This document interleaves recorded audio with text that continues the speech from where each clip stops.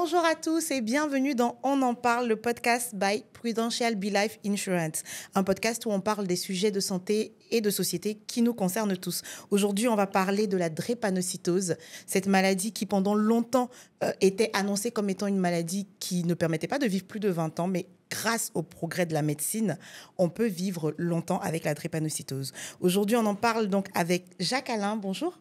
Bonjour. Alors Jacques-Alain, tu es entrepreneur. Oui. Et tu es aussi atteint de drépanocytose. Oui. Et tu vas nous raconter un peu comment tu vis cette maladie au quotidien. D'accord. Et pour en parler également, docteur Silué, bonjour. Bonjour Kimi. Alors, vous êtes hématologue et vous exercez au centre hospitalier universitaire de Yopougon. C'est bien ça? Oui, en effet, je suis docteur Silué Douma Alexis. Je suis maître assistant de l'université de Félix Houphouët-Boigny de Cocody. Mais je suis hématologue exerçant, on va dire, hématologue du CHU de Yopougon, mais qui exerce actuellement au CHU de Cocody du fait d'une délocalisation en rapport avec une réparation au service. D'accord. Maintenant que vous avez le bâton de la parole, on va dire ça comme ça, est-ce que vous pouvez déjà nous dire c'est quoi la drépanocytose? Parce que c'est un terme, je suis sûre que si on pose la question à 10 personnes vont dire oui, je sais ce que c'est, mais finalement, on ne sait pas trop. C'est quoi la drépanocytose? En réalité, ils vont te dire qu'ils savent. En réalité, ils ne savent pas. Ils sont juste entendus parler de ça, en fait. Mais sinon, tout le monde ne sait pas ce que c'est en réalité, à part les patients et puis ceux qui travaillent dans le domaine. Donc, du coup, la drépanocytose, c'est une maladie du globule rouge.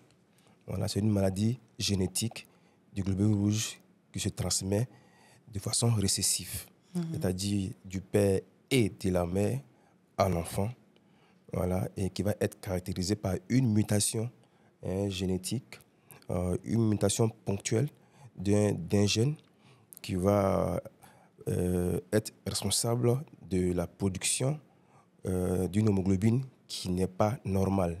Voilà. Et cette hémoglobine s'appelle hémoglobine S. Je tiens à le dire, tant que ce n'est pas une hémoglobine S, ce n'est pas la drépanocytose. Alors, donc la précision vaut la peine tant que ce n'est pas une hémoglobine S, ce n'est pas une drépanocytose. Donc la drépanocytose n'est pas une maladie de sang comme toutes les autres, on va dire. Elle a cette particularité-là de l'hémoglobine S. C'est ça. Même souvent, certains médecins, certains praticiens confondent souvent la drépanocytose avec les autres hémoglobinopathies. Pour eux, dès qu'il y a une atteinte de l'hémoglobine, ils disent automatiquement drépanocytose. Alors qu'il faut être malade, il faut avoir l'anomalie S, l'hémoglobine mal formée S, pour qu'on dise que c'est une drépanocytose. Alors, quand malheureusement on a une hémoglobine mal formée S, qu'est-ce que ça implique pour la santé? Justement, cette hémoglobine S va être responsable de tous les signes de la maladie qu'on va en parler. En tout cas, tous les signes de la maladie découlent de cette hémoglobine qui est mal formée et qui n'est plus normale, au risque de me répéter. Et comment est-ce qu'on fait le diagnostic? Comment est-ce qu'on sait qu'on a la drépanocytose? Comment est-ce qu'on sait qu'on est dans la maladie? Déjà, c'est par les premiers signes qu'on présente. Et puis, au départ, après ces signes, on peut le savoir à travers une analyse bien précise qu'on appelle l'électrophorèse de l'hémoglobine. C'est la plus fréquente des analyses qu'on fait pour savoir si on est drépanocytaire. Donc, on manifeste certains symptômes et en général, le médecin va nous demander de faire une électrophorèse et là, on a un diagnostic Tout à fait. Définitif de drépanocytose. Voilà. Vous avez le définitif qui ne change pas. Peu importe le nombre de fois qu'on va le refaire, vous avez toujours le même résultat. Alors, Jacques-Alain, comment est-ce que ça s'est passé pour toi, le diagnostic? Comment tu as su que tu avais la drépanocytose? Bon, j'étais encore tout petit. Hein. J'avais 2 ans ou 3 ans. J'avais des poignets enflés. Voilà, des poignets enflés. Et bon, ça inquiétait quand même les parents. On est parti en clinique et le docteur a dit, la première fois que j'ai vu ça, la personne présentait des signes de drépanocytose. Donc, allez faire l'examen, l'électrophorèse, pour en savoir plus. Et bon, c'est quand mon père il a fait, on a su que j'étais porteur de la maladie. D'accord. Donc, premier signe qui s'est manifesté dans ton cas, c'était les poignets enflés. Oui. Est-ce qu'il y a d'autres symptômes? Oui, il y a d'autres symptômes. Hein. Il y a d'autres symptômes. Il y a les douleurs. Les douleurs au niveau des articulations. Le plus souvent, chez les drépanocytaires, les crises se manifestent par les articulations. D'accord. Voilà. Et il y a la coloration aussi des yeux pour ceux qui sont itériens, comme les docteurs le disent. Ils font le palu, on dit, en Afrique ici, on dit le palu jaune, iter. C'est-à-dire que les yeux sont jaunes, c'est ça? Oui. OK. Voilà. Donc, c'est les 3 signes en général. Docteur, on a parlé sous ton contrôle. Hein. Est-ce que tu valides? Je l'ai laissé parler pour qu'il dise ce qu'il sait. En réalité, quand on a fini de définir comme ça la maladie, il faut donner la suite de la définition qui va nous permettre de dire qu'il y a 4 formes majeures. Et puis, il y a il n'y a pas qu'une forme de drépanocytose. Voilà. Très bien. Ce qu'il a décrit tout à l'heure, là, ça, c'est une des formes majeures. Voilà. Il y en a 4 formes majeures, symptomatiques. Et puis, il y a une forme qui est asymptomatique. D'accord. Voilà. Donc, je suppose qu'il a dû avoir une forme grave, symptomatique. Il y en a 2 formes qui sont dites anémiques. C'est-à-dire dont le signe principal, ce sera l'anémie sévère chronique. D'accord. Donc, avec les yeux jaunes en permanence, voilà. On appelle ça l'ictère. Donc, c'est la forme SSFA2 et puis la forme SFA2. D'accord. Voilà, c'est les 2 formes qui sont très anémiques. Voilà, et en plus de la douleur qu'il a signalée, c'est la douleur osseuse et ostéo-articulaire. Ce n'est pas que les articulations. Ça peut être aussi des douleurs dans les os. Comme disent les musulmans, kolochi. C'est comme si on prenait une scie et puis on te traçait sur l'os. Voilà, on te sciait l'os. Voilà, donc, et puis il y a 2 autres formes qui sont non anémiques, qui sont dites non anémiques, parce qu'en général, l'anémie est là, mais elle n'est pas profonde, elle n'est pas sévère. Voilà, et ces patients-là, ils pensent à tort qu'ils sont mieux que les formes anémiques, parce que c'est eux qui vont faire plus de complications, parce qu'ils sont moins présents en consultation, parce qu'il y a que l'anémie qui tue un patient, qui peut tuer une drépanocytose. Donc, si tu n'es pas anémié, tu penses que tu vas bien et puis tu ne vas pas à l'hôpital. Donc, ces formes-là, c'est SC et SAFA2. Donc, si j'ai bien compris, au niveau des symptômes, on peut avoir dépendamment des formes, mais au niveau des symptômes, quand on a une drépanocytose à symptômes, du coup, c'est les douleurs articulaires et ou osseuses, parce que ça peut être les deux. C'est souvent les yeux jaunes. L'ictère, on passe à l'ictère. L'ictère, et ou une anémie, parce qu'on peut en avoir ou ne pas en avoir. Donc, en général, on a l'anémie à 95% des cas. D'accord. Maintenant, ça peut être sévère comme dans les formes anémiques et puis moins sévère dans les formes non anémiques. Mais en tout cas, les 3 signes sont très présents. Et ce que je comprends aussi, c'est qu'à partir du moment où on fait des symptômes, il faut avoir un suivi. Il ne faut pas se dire que parce que mes symptômes sont moins graves que ceux de mon voisin, parce que je ne fais pas une anémie sévère, je ne dois pas avoir un suivi. Il y a un suivi. À partir du moment où on est diagnostiqué drépanocytaire, on doit être suivi par son médecin. En effet, dès qu'on t'a posé le diagnostic de drépanocytose, symptomatique ou asymptomatique, tu devrais normalement avoir une consultation régulière quant à avoir différents espaces entre 2 consultations, mais chacun doit se rendre à l'hôpital pour avoir un suivi. D'accord. Alors, avant de continuer, je veux qu'on revienne sur les personnes qui peuvent être drépanocytaires, mais asymptomatiques. C'est-à-dire donc, ça me permet de donner la dernière forme, qui est la forme AS. C'est une forme où la fraction de l'hémoglobine malade, qui est l'hémoglobine S, sa fraction est inférieure à la fraction de l'hémoglobine normale, qui est A. Dans tous les cas, vous allez toujours avoir l'hémoglobine S qui est inférieure à l'hémoglobine A. Et en général, l'hémoglobine S est toujours inférieure à 35% en général, maximum 40%. Et en ce moment-là, il n'y a pas de signe. C'est-à-dire que le malade ne va pas être anémié. Même s'il est anémié, c'est une anémie qui est autour de 11 grammes. Le patient n'aura pas d'ictère. Le patient n'aura pas de douleur ostéo-articulaire intense. Quelquefois, il y en a qui signalent des picotements au niveau des os, mais ça passe rapidement. Mais en général, il n'y a pas de signes. Et il y en a aussi qui sont dits majeurs, mais tellement ils suivent bien les conseils qu'on leur a dit, qu'on leur a donnés, ils n'ont pas de signes aussi. Voilà, ils n'ont pas de symptômes, je vais dire. Parce que la drépanocytose, la douleur qu'il a décrite là, peut-être qu'on va en parler, mais c'est une douleur qui a des caractéristiques bien précises. Voilà. Donc, du coup, cette douleur-là, elle est déclenchée par quelque chose. Il y en a qui appellent ça le déclencheur. Il y en a qui disent facteur déclenchant. mais tant que tu n'as pas été soumis à ce ces facteur conditions. déclenchant, la douleur ne viendra pas. Tu peux ne pas avoir de douleur, même si tu es SS, même si... Oui. D'accord, Cette très bien. douleur-là, elle est toujours déclenchée par quelque chose. C'est pourquoi vous allez parler d'asymptomatique. Ça veut dire que quand tu n'es pas, pas soumis au facteur déclencheur, tu n'auras pas de douleur. D'accord, très bien. On va en parler ce qui m'interpelle aussi, c'est que du coup, on peut être AA, donc ne pas avoir la forme S de l'hémoglobine et donc on n'est pas concerné. Oui. On peut être AS, donc ne pas avoir de symptômes, mais être quand même drépanocytaire. Et on peut donc du coup être SS. D'accord. Comment se passe le diagnostic en Côte d'Ivoire? Comment c'est dans ton cas, Jacques, c'est parce que tu as manifesté des symptômes que tes parents t'ont emmené pour faire l'électrophorèse. Mais est-ce que même sans symptômes, juste, je ne sais pas si je peux dire par curiosité, on peut faire une électrophorèse, docteur? Tout à fait. C'est un examen qui est ouvert à tout le monde. C'est cher. Voilà. C'est pas cher. D'accord. Je ne vais pas dire le prix aussi non, mais si c'est pas cher, c'est bon. Non, mais en Côte d'Ivoire, c'est pas l'électrophorèse au public et pas moins de 10 000. D'accord. Voilà, c'est moins de 10 000 francs CFA. Mais le diagnostic est ouvert à tout le monde. Voilà, et que tu fasses ou pas des signes, si tu veux savoir quel est ton statut de l'hémoglobine, tu vas à l'hôpital et on te fait une prise de sang. Et puis, une semaine après, tu as ton résultat. Ils vont demander bulletin ou pas? Le bulletin, ils vont le demander parce que souvent, c'est important pour faire le diagnostic. OK. Du coup...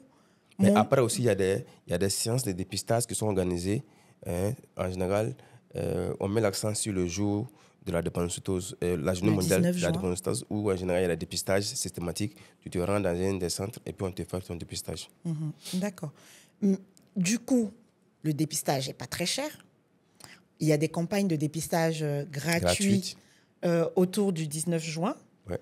Qu'est-ce qui, selon vous, vous deux d'ailleurs, rend le diagnostic un peu compliqué? Parce que je suis presque sûre que si je pose la question à 10 personnes maintenant, dans les commentaires, je ne suis pas sûre que 10... Même, est-ce que 5 sur 10 même connaissent leur statut comment ça s'appelle d'ailleurs, son statut d'hémoglobine, c'est ça? Oui. Voilà. Est-ce que vous êtes sûr que 5 sur 10 comme ça connaissent le statut d'hémoglobine? Donc pour vous, qu'est-ce qui empêche les gens de faire leur diagnostic, Jacques, selon toi? La peur.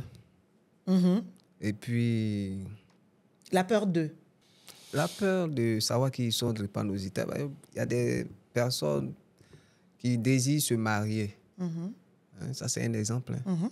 Qui désirent se marier, bon, sont dans l'obligation. Aujourd'hui, pour le mariage, tu es obligé de faire le diagnostic.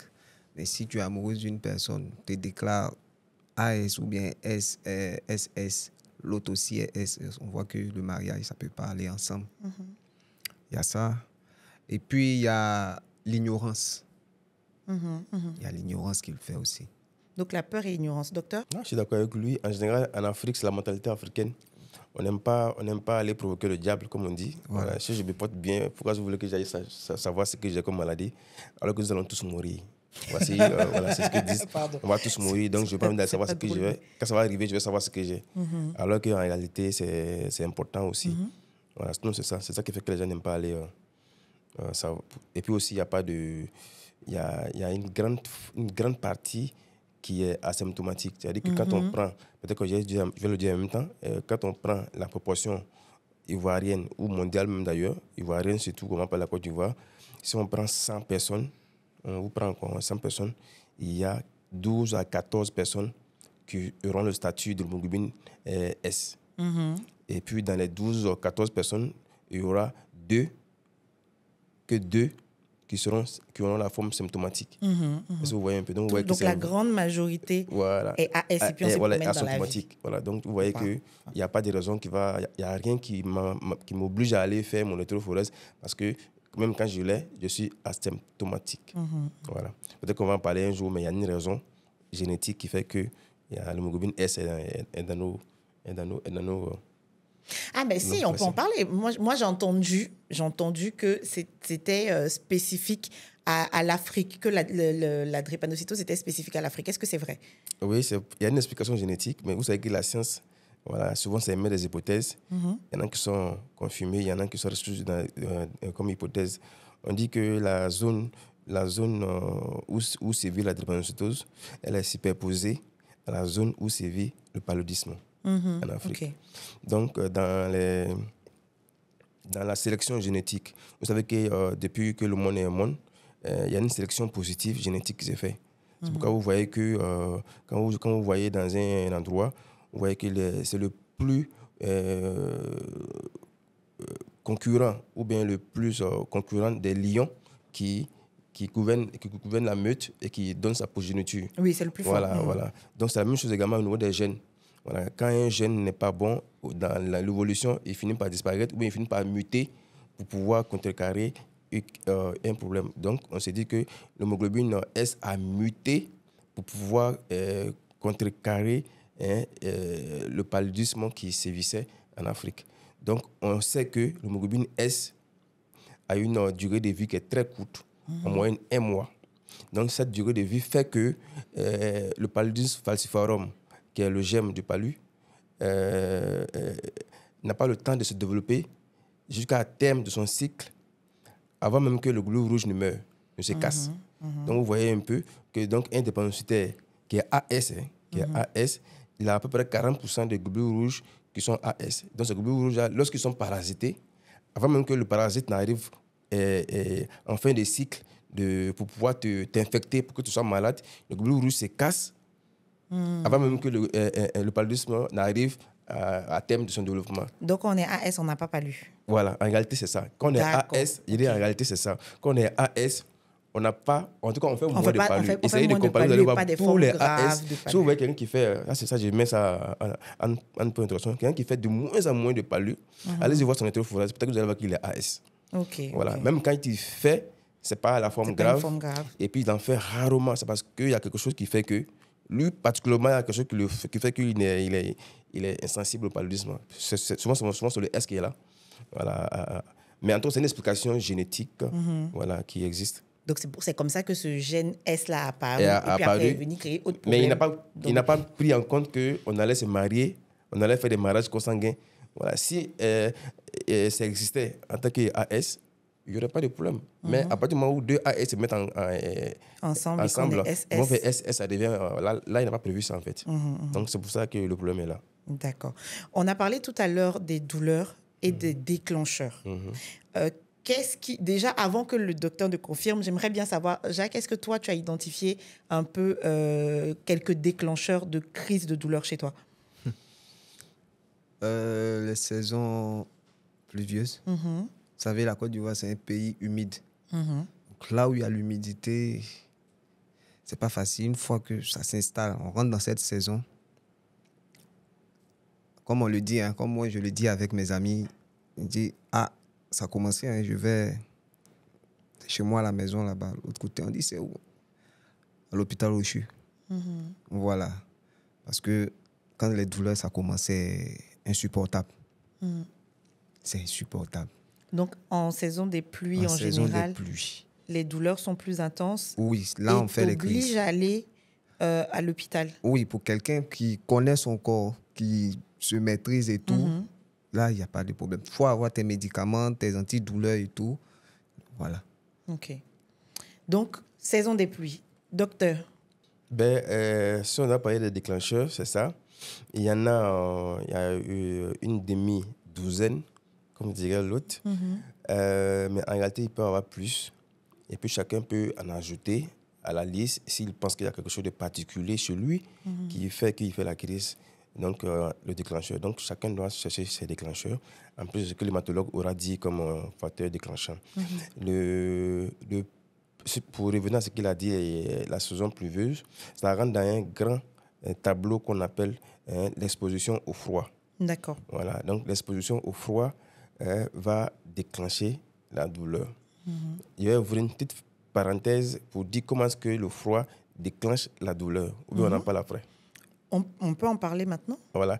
En réalité, lorsque le froid ou bien d'autres facteurs déclenchants dont je vais tout à l'heure en parler expose le globule rouge, à l'intérieur du globule rouge, le globule S qui est à l'intérieur va commencer à prendre une forme. C'est-à-dire que c'est un globule rouge qui, lorsqu'il n'est pas exposé au facteur déclenchant, il devient normal. Il reprend la forme normale. Ok, il n'est pas toujours en S Voilà, dans le corps, il n'est pas toujours en faucille. D'accord. À l'origine, quand on dit drépanocytose, drépanos, ça veut dire faucille. Cytose, ça veut dire cellule. Donc, la maladie cellules des fossiles. cellules en forme de faucille. D'accord. Donc, c'est quand il est exposé au froid, comme il a dit là, il se transforme en faucille. forme de Déjà, c'est un. Et puis, il devient rigide, friable. En tout cas, il a toutes les caractéristiques qui font que, au moindre risque, là, il se casse. Ouais, un peu. Ou bien, il se bouche, c'est-à-dire, il vient en occlusion. Il vient boucher le vaisseau, un vaisseau qui est censé être plus petit que lui, son calibre. D'accord. Voilà, D'où les voilà, chevilles, les douleurs, voilà. les Ouais, douleurs et puis voilà. les gonflements. Tout à fait. Ok. Les petits vaisseaux qui sont inférieurs à 7 microns, genre les vaisseaux Donc, c'est très des petit. yeux, le cerveau, les articulations, la tête des articulations, comme tu as dit tout à l'heure. Oui. Voilà. Le globule rouge, à ce niveau-là, quand il arrive, quand il est normal, il se déforme, il devient ovale et puis il passe. Mais dès qu'il est, il est exposé, déformé, il est exposé au froid, il se déforme et quand il arrive là, il bloque, il ne peut pas passer.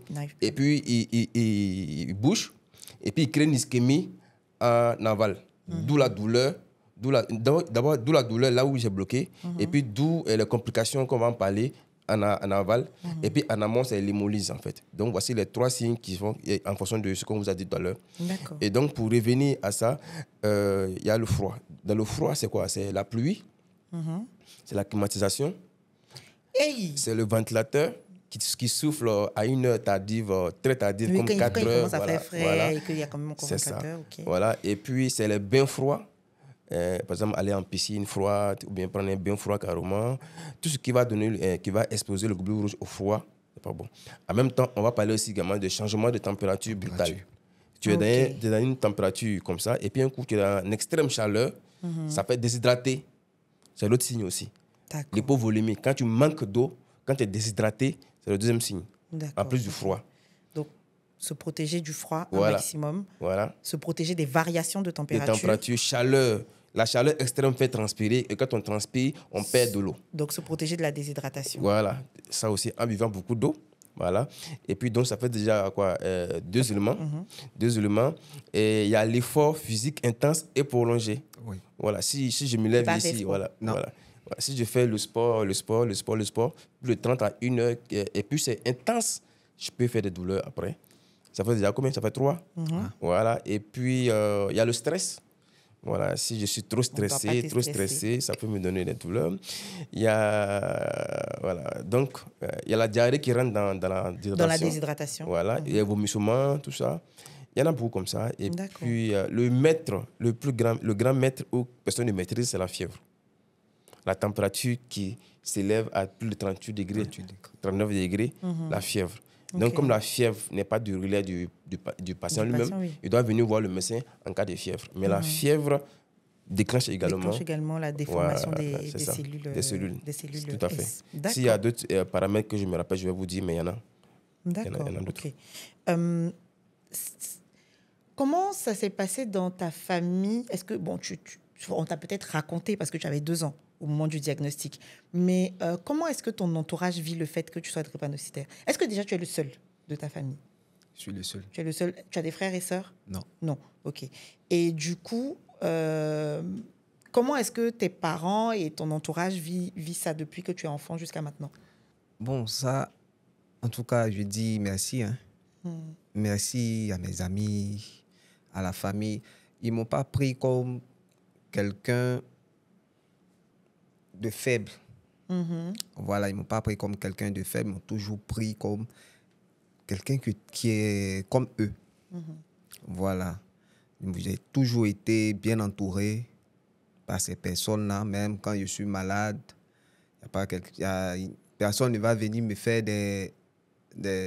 personne ne va venir me crier là-dessus pour me dire non, quand on te dit de prendre tes médicaments, pourquoi? Non. Bien au contraire, quand ils viennent, c'est plutôt me remonter le moral, me faire rire. Ou bien tu es paresseux, voilà. Tu fais exprès. Voilà, pourquoi tu es paresseux. Il y a des gens qui disent qu'ils étaient paresseux. Bien sûr. Pourquoi?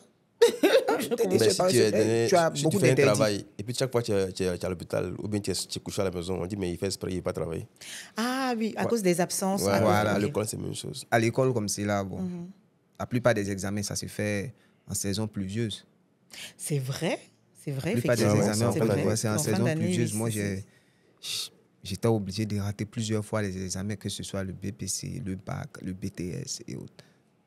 Ah oui. Tout ça à cause. Ça a Oui, impacté du coup ta scolarité. voilà. Mais bon. Mais les Et parents puis- comprenaient. Et ils comprenaient. Mhm. C'est pas question de dire non, il n'est pas parti à l'école parce qu'il n'a pas envie de partir. Non. Bien au contraire, quand tu es seul, ça joue sur toi. Mhm.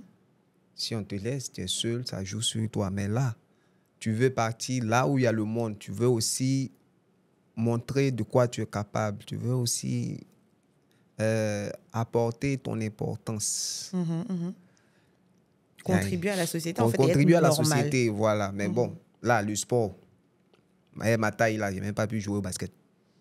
C'est vrai que tu es grand, Voilà. effectivement. Même pas jouer au foot. Je me Donc, rappelle même, une même fois. les petits foot au quartier, comme ça. Oui, tu disais, tu te rappelles une fois. Dis-nous. Oui, je me rappelle une fois, j'étais en train de jouer au foot, bien même avec des amis et tout. Mon père m'a vu. Toi là, tu es en train de jouer au foot. Tes médicaments là, tu es malade toi-même, tu vas aller en acheter. Bon. Après, il y a ses camarades qui disent non, laisse-le, il va jouer. Bien au contraire, quand il s'amuse comme cela, là, ça lui permet de pouvoir se défouler. Il Tu va avais rester quel là. âge? Tu Non, te j'étais rappelles? encore jeune, j'étais au primaire. Et c'était quand la dernière partie de foot que tu as faite où vraiment, tu sais que tu as transpiré, tu t'es amusé. Mais c'est ça, là, je peux me rappeler. Il y a Oh, longtemps. waouh. Parce que tu fais attention, en fait. Voilà. Je fais attention. Et donc, on a parlé de l'impact dans ta scolarité. Tu as dû reprendre, du coup, des examens les Voilà. années suivantes. Quand c'est comme ça, tu reprends l'année prochaine. Ah, t'es obligé de On ne te fait pas un reprendre. rattrapage spécial parce que, Avant, il y avait ça, mais maintenant, je ne sais pas si à une époque, en tout cas, tu as pu bénéficier j'ai de... pu bénéficier du rattrapage. Mhm. J'ai pu bénéficier du rattrapage, mais bon. C'est un moment, toi-même, tu es là, tu regardes, tu dis, bon, c'est des dépenses, quoi. Oui, parce qu'il faut C'est des refaire. dépenses. Tu n'auras pas payé en quelle classe En terminale. Mhm. Oui, ma première année en terminale, on avait déjà fini de payer la scolarité, hein. Mais je n'ai pas fréquenté.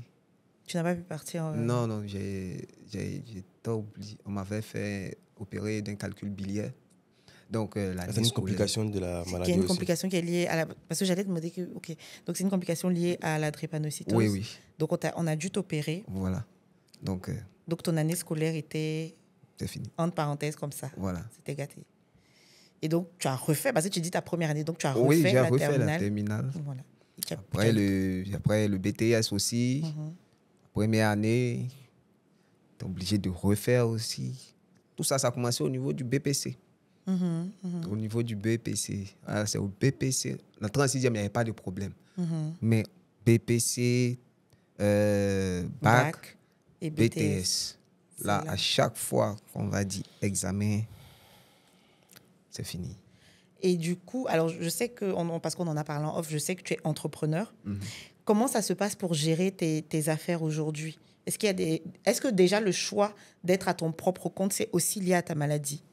Non, non. Non, pas forcément. D'accord, ok. Voilà, ça, c'est quelque chose que moi-même, je veux. Et puis, j'aime. Tu t'es pas dit non, faut pas, je vais avoir un patron qui va me stresser. Au moins, si je suis à mon compte, je peux me reposer quand je suis malade. Non. Voilà. C'est Mais même étant patron, tu stresses. c'est vrai. C'est Tu vrai. stresses. Donc, Si tu dois payer des employés. Si on et que te c'est dit pas- tel truc est fini, il n'y a pas ça, il n'y a pas ça, on doit réparer ça. Tu stresses. c'est vrai. Voilà. Donc, c'était un choix personnel d'être. Ça, c'est un choix personnel. Et comment tu gères, du coup, quand tu as des crises et que bah, tu peux pas travailler, en fait? Non, les crises, c'est ça, je dis, il faut connaître son corps. Mhm, mhm. Il faut connaître son corps, il faut savoir anticiper. Tu sais, les crises, il y a toujours, comme le docteur le dit, un déclencheur. Mhm. On peut être là comme cela dans la rue, je vais commencer à avoir une petite douleur, ressentir une douleur. Je vais analyser la douleur. J'analyse, je vois ça persiste. Là, je ne me fatigue pas, je vais à la pharmacie. Je connais mon antidouleur, ce qui va avec moi. Mhm. Je dis, bon, donnez-moi ça. Je sais qu'il y a mon Tanakan à la maison, il y a mon Akfol, il y a mon truc à la maison. C'est des trucs que tu dois pas... En fait, tu anticipes Voilà, tu pour ne anticipes. pas arriver à une crise trop grave. Voilà. Très bien. J'anticipe sur ça déjà. Un drépanocytaire ne doit pas manquer de ses médocs. Et tu as quel âge, Jacques? Je ne t'ai pas demandé. Tu n'es pas une femme, je peux te demander. Bon, donne ça l'intervalle si tu veux. Hein. Non, ici, il a déjà dit. Il a 30 ans. Hein? 37 ans, ok. Tu es marié? Non, je veux me marier. Hein. Mais tu veux te marier? Oui. Et tu n'as pas peur, enfin j'espère que ça ne te dérange pas que je pose la question. Non, non, tu n'as pas peur de transmettre entre guillemets la maladie? Ou est-ce que ça fait partie aussi de tes critères J'ai un fils. De choix? Ah, tu as déjà un enfant? J'ai déjà un enfant, il a 15 ans. Dieu merci, il n'a pas. Ok, gloire à Dieu. Voilà. Ok, d'accord. En plus, il a 15 ans, il est grand. Donc en fait, toi, tu essaies. Donc, mais non. Oui, si, c'est vrai. Cœur à prendre, très bien.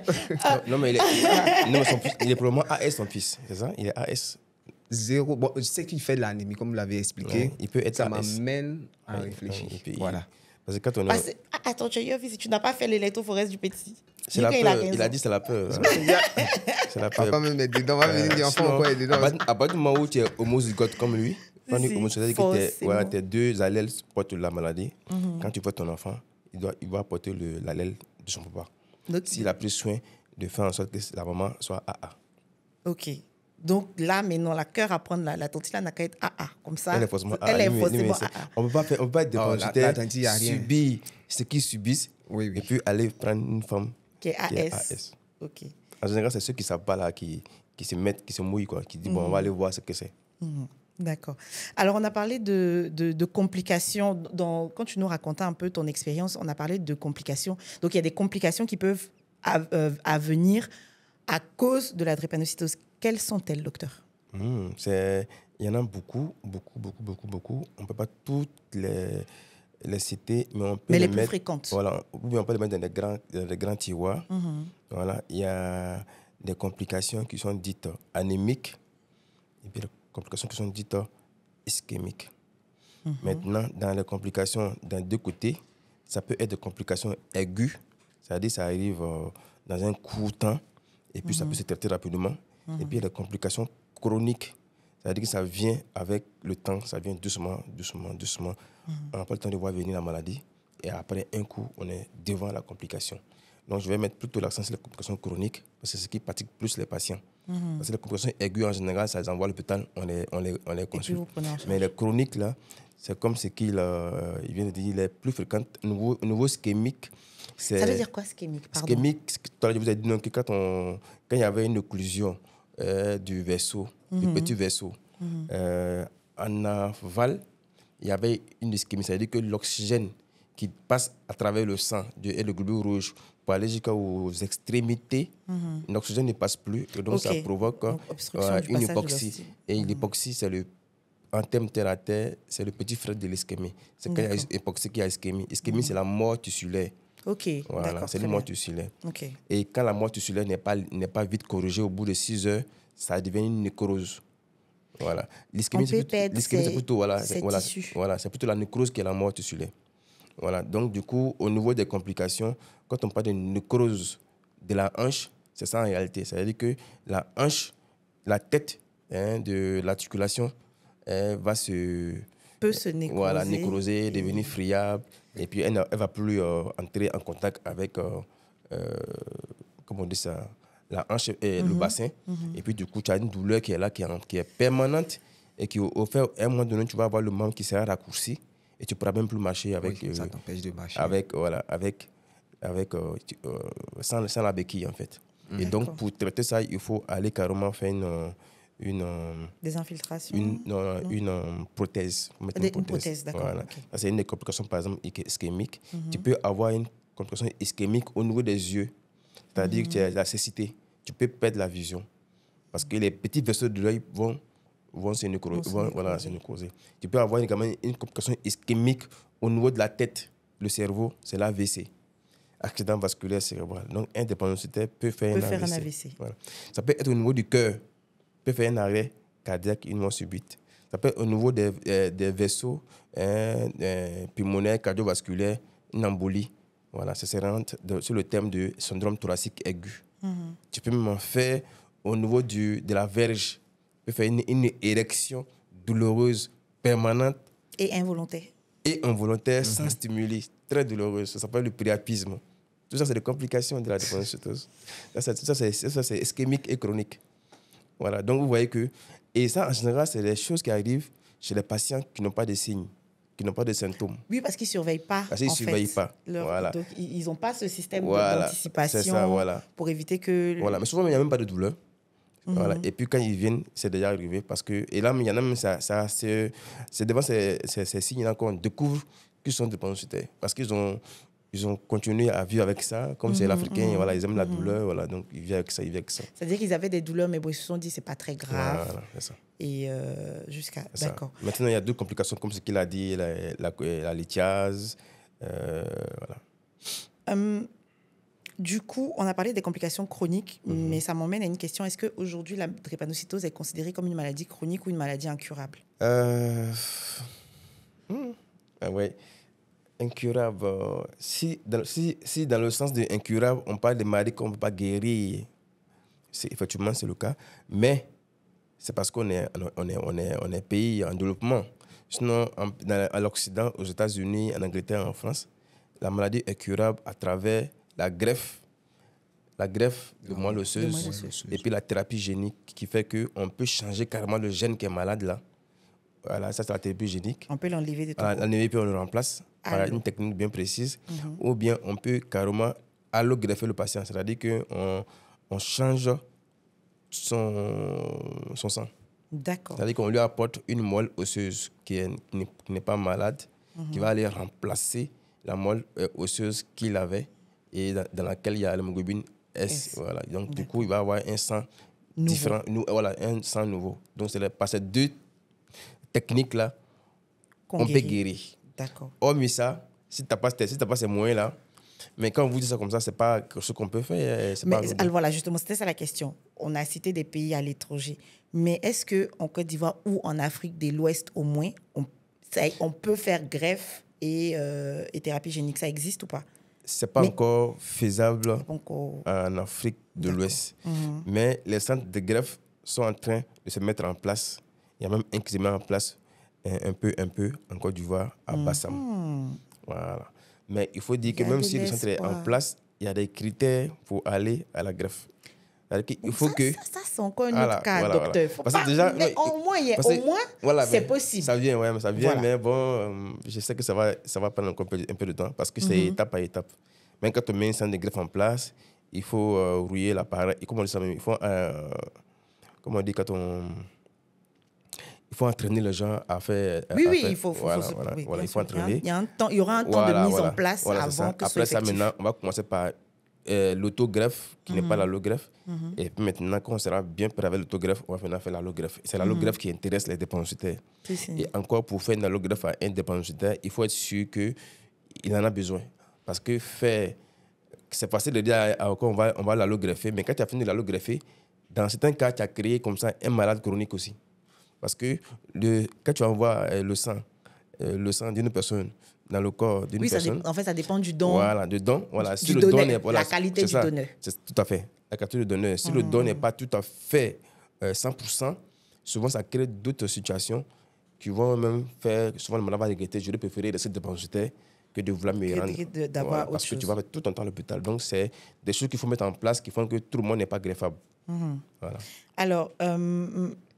en tout cas, on peut plus parler de maladies chroniques finalement parce que on vit avec. Tout à fait.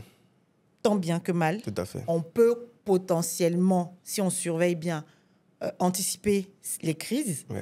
Et il y a une solution, il y a des possibilités de traitement. En tout cas, il y en a au moins deux. Voilà. En tout cas, côté guérison, il y en a ailleurs et c'est en devenir en Côte d'Ivoire. Mais côté suivi, pour rendre la maladie chronique très viable, il y en a aussi en Côte d'Ivoire. Voilà, on peut en parler, mais un traitement qui fait, quand il est bien fait, ajouté aux facteurs déclencheurs qu'il faut surveiller, le malade peut vivre longtemps. Vous pouvez même demander à monsieur Ajak qui est devant moi. Il peut vous dire ça fait combien d'années il n'a pas fait de crise. Ça fait combien de temps que tu n'as pas fait de crise?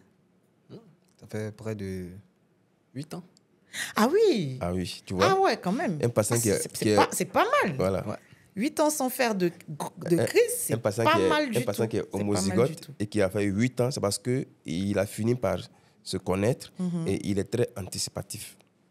Voilà, donc c'est ce qu'il faut retenir en fait. Maintenant, la question qui en général fâche un peu tous les médecins, mais que je vais poser, c'est pas grave. Est-ce que la médecine traditionnelle peut soigner la drépanocytose? Bon, je ne sais pas si vous avez trouvé quelqu'un qui a dit. Si vous avez trouvé quelqu'un qui a dit qu'il veut guérir la drépanocytose, il faut le faire venir à une autre émission et puis on va lui demander. Mais avec ce que j'ai expliqué, scientifiquement, on ne peut pas trouver un autre moyen pour guérir la maladie si ce n'est pas la greffe et la thérapie génique. Par contre, s'il y a un traitement qui agit sur les différentes fractions ou bien les différents bras qui entraînent la douleur, ça peut se comprendre. Oui, donc en gros, on peut éventuellement avoir une plante qui va soulager la douleur. Voilà, qui va élargir les vaisseaux, qui va arranger la paroi des vaisseaux, qui va réformer le globule rouge, qui va faire en sorte qu'il soit moins susceptible aux facteurs déclenchants. S'il a des produits comme ça, on va voir. Parce que je sais qu'il y a des produits qu'on a dans d'autres pays qui existent. Voilà, c'est le même système que nous, on a mis en place, le Tanakan. Le Tanakan, ce n'est pas un médicament en tant que tel, c'est une plante. Voilà, qui a été mis, après ça, le ginkgo biloba. Voilà, c'est une plante naturelle qui est conditionnée et que les malades prennent, qui est censée élargir, dilater les vaisseaux, en fait. Voilà, tu vois, ça peut exister, je n'ai pas du nom, mais je n'ai pas encore vu. D'accord. Mais il ne faut pas confondre avec les charlatans qui disent que... Donc, en gros, non, la médecine traditionnelle ne peut pas guérir la drépanocytose. Non. Peut-être que certaines plantes peuvent soulager les symptômes, mais ne peuvent pas changer la forme des cellules. Le globule rouge, voilà. Voilà. Il est là, il est là. Alors, donc, 8 ans sans faire de crise grâce à un traitement donc, qui est disponible en Côte d'Ivoire. Est-ce que ça coûte cher? Cher, je peux dire oui, je peux dire non. Bagnon, t'écoutant? Voilà. Cher, bon, je peux dire ça coûte cher. C'est de pouvoir respecter certains interdits. Voilà, de pouvoir respecter certains interdits. Comme quoi, par exemple? Comme moi, mon cas, j'aimais bien la sauce graine, la sauce arachide et tout. Tu peux plus manger sauce graine. Mais bon, on m'a interdit ça. Au jour d'aujourd'hui, c'est des trucs qui me disent rien, absolument rien. L'huile m'a été retirée, le chocolat, tout. L'alcool. Voilà, l'alcool et tout. Donc, tu vois, respecter tout ça. Okay. On peut dire ça coûte cher. Oui, c'est vrai que c'est un peu faux. C'est voilà. un peu faux.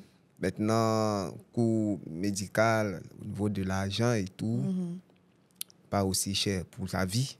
C'est pas cher. Et puis pour le confort de ne pas avoir de crise. De crise et, pouvoir, tout. Ouais. En tout cas, ça coûte pas cher. D'accord. De toute façon, il a relativisé par rapport à la vie. Sinon, normalement, c'est quand même coûteux pour certaines familles. Ouais. On peut avoir une fourchette? Une fourchette, en général, nous, on aime dire entre 30 et 50 000 francs par mois pour un suivi régulier de quelqu'un qui n'a pas beaucoup de complications. Mais dès qu'il y a des complications, ça devient très coûteux, très cher. Parce qu'il faut prendre en charge voilà, aussi faut la prendre en complication. charge, voilà, c'est très cher. Il faut à chaque fois renouveler les médicaments. Et puis, ce n'est pas une maladie qui est prise en charge par les différentes assurances. Il y a beaucoup d'assurances qui refusent de prendre en charge la drépanocytose. Et même l'assurance maladie universelle, actuellement, n'a pas encore bien catégorisé la drépanocytose à l'intérieur. Voilà, il n'y a pas encore de programme de lutte spécifique de la drépanocytose. C'est inclus dans un grand programme. Donc, il y a certaines choses qui font que le programme de lutte contre les maladies non transmissibles, c'est là-bas que la drépanocytose est mis avec d'autres maladies. Ça fait que les malades, alors qu'ils sont nombreux, ils souffrent beaucoup. Voilà, et puis, voilà. Donc, je pense que c'est quand même coûteux. D'accord. Du coup, finalement, la meilleure solution, c'est la prévention. Tout à fait. Je souris parce que je vais bien finir par là. C'est ça, la prévention. Voilà, c'est ça. Nous encourager tous à faire notre électrophorèse. Tout à fait. C'est important, en fait, de connaître son statut et puis d'accepter la contrainte de finalement ne pas s'engager dans une relation avec quelqu'un qui... Enfin, des fois, je sais que des fois, je plaisante en disant que normalement, après le 3e rendez-vous galant, on doit aller faire électrophorèse. En tout cas. Parce que ça ne sert à rien d'arriver jusqu'au 5e rendez-vous. C'est ça. 3 ans de relation, quand tu es vraiment fond, là. Et puis maintenant, parce que je crois que ça fait partie des tests prénuptiaux. Si. Mais sauf que comme vous êtes déjà dans le prénuptiaux, c'est que la dot est déjà programmée, c'est que tout est déjà fait. Donc, c'est plus difficile de faire machine arrière à ce moment-là. C'est ça. En effet, comme chacun a sa égalité, on va parler à la place des gens. Mais sinon, comme vous dites si bien, c'est ça. Première rencontre, deuxième rencontre, on s'interroge sur les électrophorèses de chacun. Tu es AA, tu es AS. Déjà là, dans la causerie, ça doit sortir déjà. Voilà, pour qu'on puisse savoir déjà. Parce que c'est ça, on appelle la prévention primaire. Tellement c'est important pour nous le mot prévention. C'est catégorisé en 4 étages. Prévention primaire, secondaire, tertiaire. Quaternaire, ça existe, mais il y en a qui n'en parlent pas.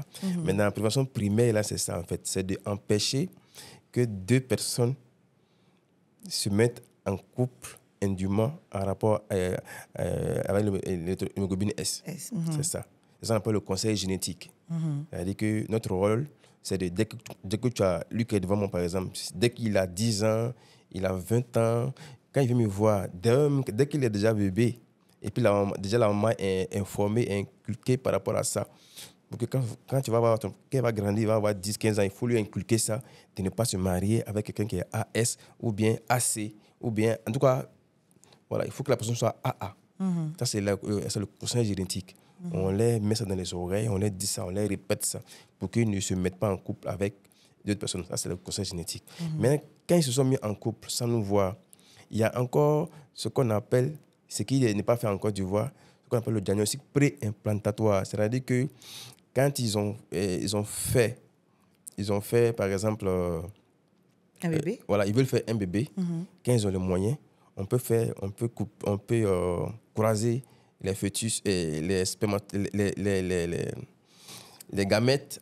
Comme une FIV, en fait. Voilà. En in vitro. Et puis, on va implanter lequel des embryons qui est sain. Voilà. Tout ça, c'est pour ne pas que la maladie se survienne. Voilà.